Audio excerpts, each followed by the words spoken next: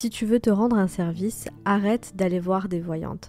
Arrête d'aller donner ton pouvoir à des personnes qui sont extérieures à toi. Je reçois parfois des messages de personnes en fait qui vont aller voir des voyantes ou qui ont l'habitude d'aller voir des voyantes, je sais pas, mais qui ont l'habitude, en tout cas, une chose est sûre, c'est de donner leur pouvoir à une personne qui est extérieure à elles. Les voyantes, pour les vrais, parce que c'est vrai qu'il y a des personnes qui ont la capacité de voir un seul futur potentiel, puisque pour moi il y a plusieurs futurs potentiels, et dès qu'on change ses croyances, dès qu'on change son énergie, dès qu'on change sa vibration, dès qu'on change ses pensées, qu'on reprend son pouvoir, on change de trajectoire. C'est-à-dire on va dans une nouvelle ligne temporelle. D'accord? Mais la plupart d'entre vous, vous n'arrivez pas à comprendre. J'en ai parlé plusieurs fois dans mes vidéos quand je parlais surtout de la manifestation consciente. Et je continue à recevoir des messages, oui, je suis allée voir une voyante, etc. Alors que les personnes savent pertinemment que les voyantes n'ont aucun pouvoir dans ce qui va arriver. C'est toi le créateur principal ou la créatrice principale de ta réalité. À partir du moment où tu laisses une voyante ou même quelqu'un d'autre pénétrer dans ton esprit, tu es en mode victime. Tu n'es pas créatrice de ta réalité, tu es victime de ta réalité. Et ça, il faut vraiment le comprendre et l'intégrer dans son esprit. Toutes les personnes qui vont aller voir des voyantes ont besoin d'être rassurées. Vous avez besoin d'être rassuré parce que vous n'avez pas la foi, vous n'avez pas la foi en vous, vous n'avez pas la foi en votre capacité de création. Sinon, tu serais jamais allé voir une voyante, d'accord? Au lieu d'utiliser votre argent pour aller donner votre pouvoir à une personne qui est extérieure à vous, utilisez cet argent-là pour vous libérer de vos blocages inconscients. Et vous allez voir que vous allez avoir beaucoup plus de résultats dans votre vie, même s'il n'y a pas de baguette magique. Voilà, c'est pas parce que vous allez voir une personne qui va vous accompagner dans votre processus de guérison que la personne va tout faire pour vous. Non, à un moment donné, c'est vous qui faites les choses. La personne, elle est juste là pour vous guider. D'accord, c'est important de le comprendre parce que voilà, la personne, elle a des outils, il y a une manière de faire les choses, mais lorsque vous allez chez une voyante pour lui demander est-ce que je vais avoir ci ou est-ce que je vais avoir ça, est-ce que je vais trouver un appartement, etc. Franchement, vous gaspillez votre temps et votre argent et votre énergie. La voyante va uniquement lire votre énergie à l'instant T. Elle va juste voir où tu en es là maintenant par rapport à ton désir. D'accord ? Moi, quand je fais des séances de déprogrammation, je lis votre énergie. Je regarde en fait si vous êtes aligné à vos désirs ou pas. Et la plupart d'entre vous, effectivement, vous n'êtes pas aligné à vos désirs. Il y a plusieurs raisons à ça. Soit vous ne faites pas les actions qu'il faut justement avoir votre désir parce que vous attendez que ça tombe du ciel. Ça aussi, l'énergie masculine, c'est aussi important. C'est pour ça que j'en parle aussi souvent.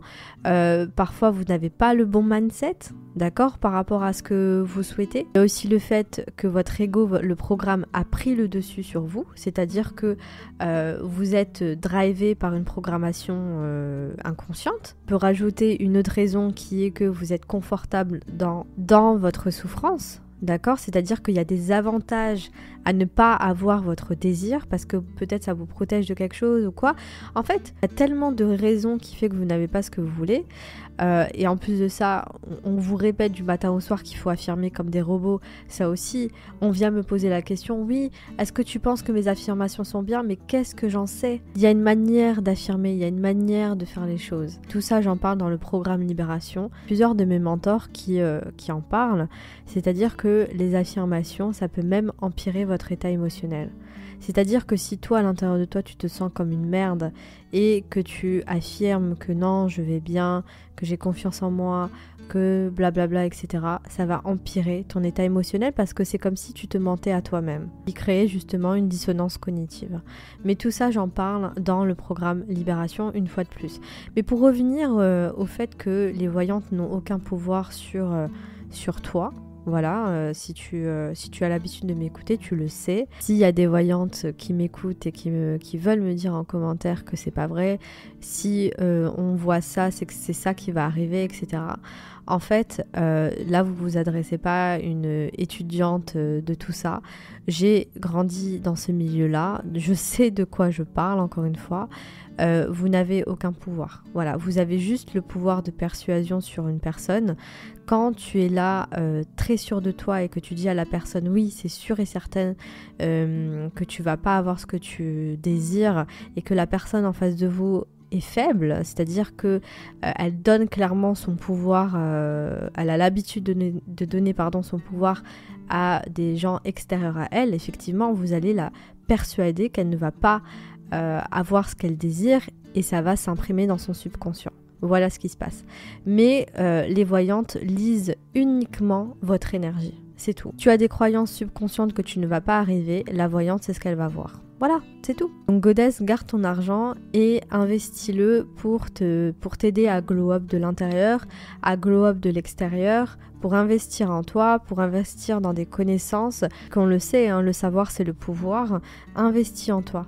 Voilà, investis en toi au lieu d'aller voir des personnes vraiment qui sont en plus la plupart du temps très mal intentionnées. Il suffit de voir des reportages de personnes qui se sont ruinées à force d'aller voir des voyantes, puisque malheureusement dans tous les domaines il y a des personnes qui profitent de la faiblesse des autres pour s'enrichir. Après il n'y a rien de mal à vouloir s'enrichir, mais il faut quand même apporter un minimum de valeur, je pense, voilà, pour que ça soit juste, hein, c'est la loi de l'échange.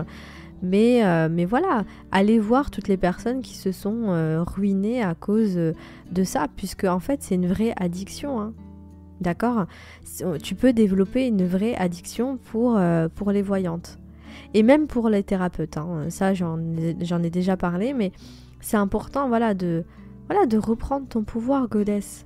Tu es la créatrice de ta réalité, c'est toi qui décides en fait. Juste fais-toi accompagner pour te libérer de tes blocages inconscients, pour voir qu'est-ce que tu fais, qu'est-ce que tu ne fais pas qui fait que tu n'as pas ce que tu veux. Peut-être de comprendre aussi pourquoi tu es dans l'autosabotage. Et l'autosabotage c'est quoi ?